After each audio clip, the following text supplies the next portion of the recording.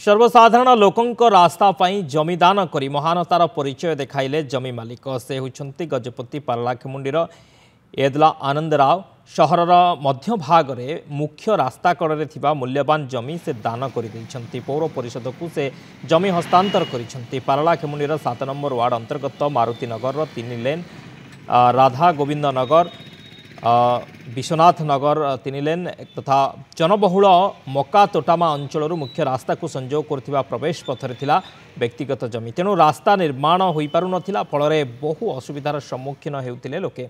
वर्ष वर्ष धरी अंचल एक बड़ समस्या भाव में रही यही रास्ता पारलाखेमुंडी विधायक रूपेश पाणिग्राही और पौराध्यक्षा निर्मला सेठी उद्यम सह अंचलवासी सहयोग में बर्तमान यह स्थायी समाधान होइछि। मुख्य रास्ता कड़र 3.5 सेंट जमी पौर परिषद नाँ दान कर जमी मालिक येदला आनंद राव यह तुरंत अनुदान मंजूर कर निर्माण कार्य आरंभ कर तेज रास्तार भित्तिप्रस्तर स्थापन कार्यक्रम में जोगदे कार्य शुभारंभ कर विधायक रूपेश पाणिग्राही विधायक समेत पौर अध्यक्षा निर्मला सेठी बीजेडी जिला सभापति प्रदीप नायक पौर निर्वाही अधिकारी और पौर परिषद सभ्या प्रमुख उपस्थित रही एदला आनंद राव को धन्यवाद जनाई। बहुत वर्ष आज्ञा 21 वर्ष है लोक असुविधा पड़ते बहुत लोग ये परिवार सब असुविधा करते आम एडला आनंद राव को आम रिक्वेस्ट कर दया विचार कर एत मूल्यवान जिनस जमीटा को बिना आदान प्रदान बिना मूल्य आमको प्रदान कर मारुति नगर 1, 2, 3 और राधा गोविंद नगर 1, 2, 3 और विश्वनाथ नगर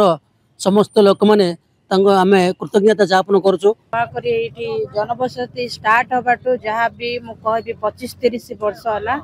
लोक मैंने विभिन्न समस्यार सम्मुखीन करते जहाँ कि ये जो प्राइवेट लैंड थिला गवर्नमेंट लैंड रास्ता होता कि जहाँ कि एंट्रेंस प्राइवेट लैंड थिला किछिटा कारणरू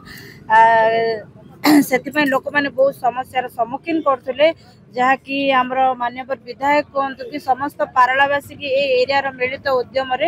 जी भी प्राइवेट लैंडधारी से म्युनिसिपालिटी को काली गिफ्ट करते पाड़ावासी अत्यंत खुशी हवा दिन कहीं मु कौच मैंने आज आपण मानकर जो खास किना 7 नंबर वार्ड रो मकतटमा जो मुख्य रास्ताटा दीर्घ 25 वर्ष है ये अवस्था से गोटे डिस्प्यूट जो थिला जाओ समस्ते आज मिलमिशी आम गोटे निष्पत्ति नहीं इलेक्शन पूर्व आम कही कि रास्तार समाधान हम बोलिकी मत खुशी लगे वर्षटी भर आम तार समाधान करी खाली रजिस्ट्रेशन भी होती। सरोज बीरा गजपति रिपोर्टर फोन लाइन रही आलोचना करवा सरोज गोटे महानतार काम ये एवं सर्वसाधारण रास्ता निर्माण पर जगह दान कर कौन सूचना रोची केते जगह से रही केबेठारु एठारे ए रास्ता पाई लोक मान हैरान होउथिले। निश्चित देखो शक्ति ये जो विषयटा आजिका दिन में निश्चित भाव अन्य को गोटे माने आश्चर्य भी करिवो प्रेरणा भी देव जे समाजर हितपाई जनसाधारण उपकार पाई जो मूल्यवान जमी बिना पैसा कौन से बाबद कौन अर्थ न नहीं से मुक्त हस्तार दान कर पौर परिषद को रेजिस्ट्रेशन करके पौर परिषद को हस्तांतर कर ये जो मकातोटा माँ अंचल रही जोटा कि मारुति नगर राधा गोविंद नगर एवं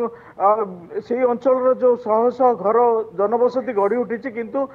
से जो मुख्य प्रवेश स्थान रे जो प्राइवेट लैंड रही जो व्यक्तिगत जमी हेतु रास्ता भी निर्माण हो पार ना कम्युनिकेशन बहुत असुविधा रोला किंतु रास्ता कड़े जो मूल्यवान जमी जो जी रही एदेला आनंद राव से जहाँ दान कर जनसाधारण उद्देश्य निश्चित भाव आजिका दिन में गोटे उदाहरण सृष्टि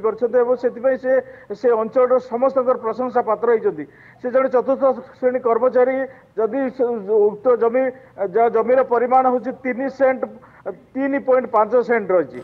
देखो आजिका डेट्रे मुख्य सड़क साइड रो जदि रास्ता आम वैल्यू देखा निश्चित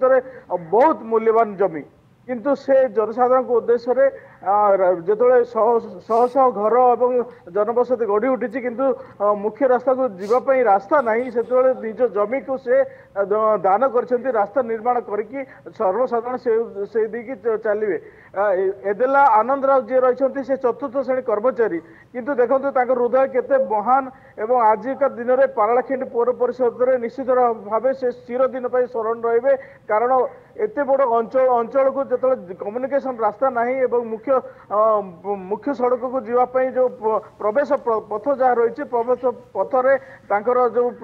जमीटा रही अवरोध होकर रही निश्चित भाव से मुक्त कंठे खोली देते से रास्ता और विशेषकर जो कागजपत्र करने कथा जो विधिवत भाव जमीटा हस्तांतर करने कथा से भाव से हस्तांतर तुरंत पौर परिषद पक्षर से पक्का रास्ता निर्माण करने पदक्षेप नि आज देखु विधायक पाराला विधायक और पौर परिषद अध्यक्ष निर्मला सेठी एवं बहुत तुंग नेतृवृंद और बुद्धिजीवी उपस्थित रही से कार्य शुभारंभ भी कर शक्ति निश्चित भाव अन्य गोटे प्रेरणा देव। बहुत बहुत धन्यवाद सर समस्त सूचना।